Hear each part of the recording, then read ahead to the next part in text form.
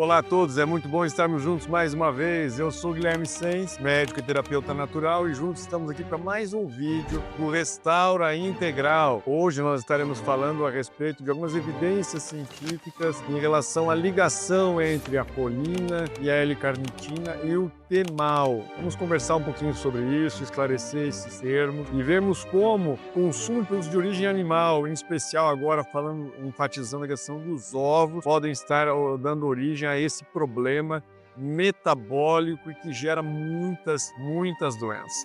O que é a sigla T-mal? TNAO é o nome que nós damos ao N-óxido de trimetilamina. A trimetilamina ela é produzida por bactérias a nível do intestino, quando tem contato com produtos de origem animal. Então, na degradação desses metabólicos de origem animal, são produzidos, dentre outra coisa, o TMA, que é a metrimetilamina. E a trimetilamina no fígado, ela é transformada, então, ela é oxidada no N-óxido de trimetilamina, que é o T-mal, especialmente quando as bactérias intestinais têm contato com alguns aminoácidos, como é o caso da L-carnitina e também da colina. E a colina é muito presente nos ovos. E o T-mal está ligado diretamente a várias doenças cardiovasculares, podem levar inclusive à insuficiência renal. A metabolômica é um termo utilizado em biologia para descrever como os diferentes metabólicos, ou seja, os produtos das reações químicas dentro do organismo, como eles são medidos nos animais, especialmente medir a concentração desses metabólicos nos fluidos corporais, como sangue, saliva, sêmen, urina, lágrimas, com o objetivo de identificar as marcações moleculares, o nível dessas substâncias dentro do nosso corpo. Por exemplo, se você fosse comparar os níveis metabólicos das pessoas com uma doença severa do coração, uma aterosclerose severa das artérias coronárias, uma grande obstrução da circulação do sangue dentro das artérias coronárias por causa de aterosclerose, causando ali uma angina ou até mesmo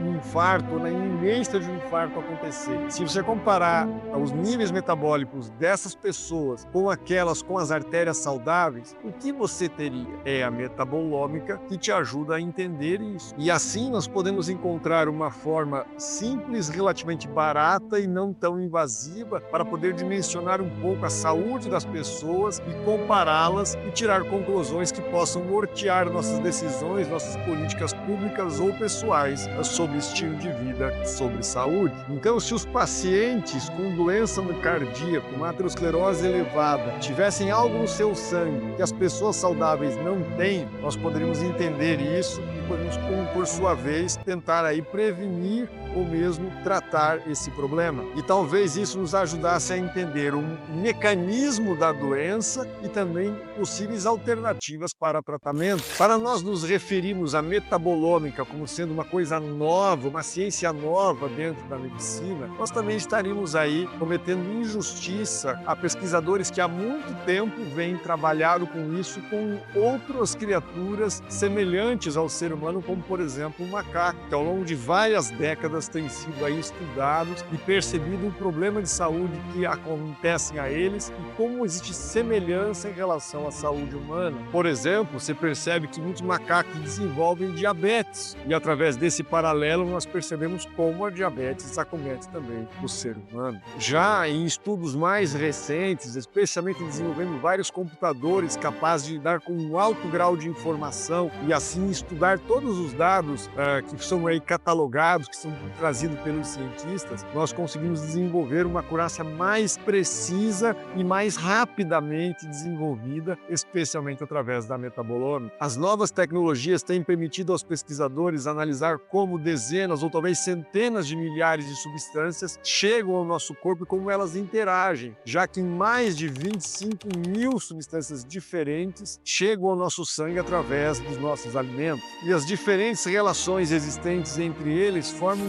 complexos mapas que, uma vez analisados por esses computadores, nos ajudam a ter uma linha mais clara do que acontece com cada uma dessas substâncias e, consequentemente, todos os seus metabólitos. Ela é ingerida pelo ser humano, vai ser digerida, vai ser absorvida em pequenos fragmentos, então uma proteína é dividida em pequenos aminoácidos, um carboidrato em pequenos glicídios, uma gordura em ácidos graxos, e depois o corpo vai montar isso em grandes moléculas e depois de utilizá-la para suas finalidades, vai mais uma vez, quando elas já estiverem desgastadas, vai quebrá-las novamente para serem eliminadas. Tudo isso ocorre com um grande número de substâncias químicas na montagem e depois na desmontagem. Essas reações químicas nós chamamos de metabolismo. E se são mais de 25 mil substâncias absorvidas pelo corpo humano, várias delas com diferentes metabólitos, nós vamos ter literalmente dezenas ou centenas de milhares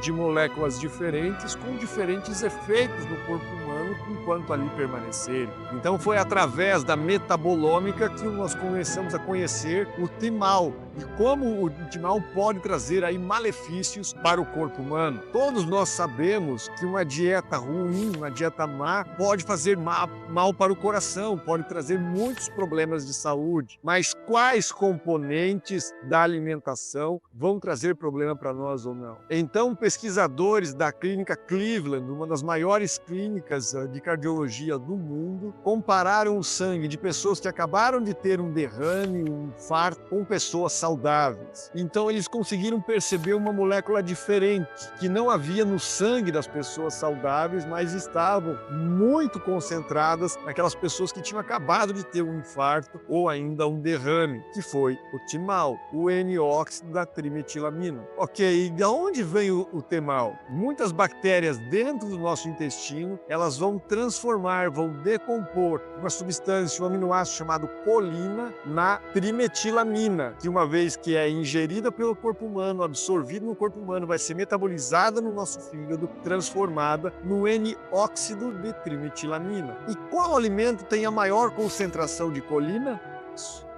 O ovo. Os ovos, o leite e a carne, e até mesmo alguns vegetais, como por exemplo o abacate, tem uma alta concentração de colina. E uma vez que comemos esses alimentos e a TMA chega ao nosso sangue e ela é oxidada então no fígado, nós vamos ter um aumento da concentração dessa substância no nosso sangue, o que vai aumentar muito a chance de nós termos derrame, infarto ou ainda a morte. Mas só porque as pessoas com doenças do coração e infarto têm TMAO elevado, não quer dizer que o TMAO elevado leve à morte. É necessário haver uma explicação melhor sobre isso. E se percebeu essa relação. Existiram estudos que por mais de 3 anos acompanharam mais de 4 mil pessoas com TMAO elevado e se perceberam que elas também continuaram tendo uma maior incidência de ataque cardíaco, de parada cardiovascular, de infarto e também de derrame. Então, se ter um TMAO alto vem de um alto consumo de leite, ovos e carne, então quer dizer que as pessoas que estão tendo mais doenças do coração, mais derrames, estão consumindo mais leite, ovos e carne. Mas e se elas tiverem apenas TMAO alto porque consomem mais leite, ovos e carne? Será que isso realmente tem alguma coisa a ver com as doenças que elas estão desenvolvendo? Já as pessoas que têm TMAO baixo, elas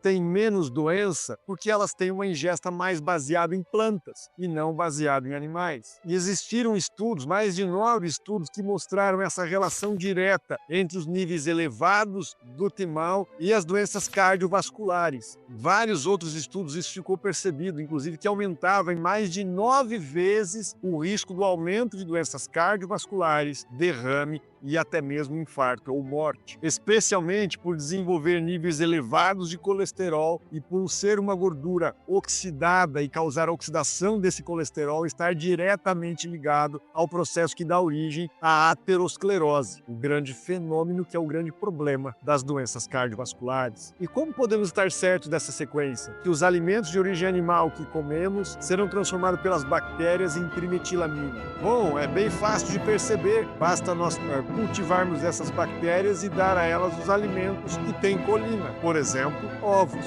Então, dosarmos se vai aumentar a concentração de trimetilamina junto dessas bactérias. Há pessoas que comem 2 ovos cozidos, 2 ovos fritos e recebem alto índice de TMAO em torno de 1 hora depois em sua corrente sanguínea. Ah, mas e se você ficar dando antibiótico para ela para poder livrar o intestino dessas bactérias? Aí não teremos esse problema. Então você pode dar ovos para essas pessoas e nada de mal vai estar acontecendo. E de fato, se fizermos isso e formos tentar medir ali a concentração de TMAO nessas pessoas, ela vai estar muito baixa, próxima de zero, mostrando a necessidade de haver essas bactérias para haver também a produção de trimetilamina. Mas se você esperar cerca de 1 mês para dar tempo ao seu organismo para desenvolver novamente a flora bacteriana que é essencial para a nossa saúde, claro, não uma questão da produção do TMAO, mas sim na relação de produção de vários nutrientes, como por exemplo a própria cobalamina, que é a vitamina B12, e essencial para a saúde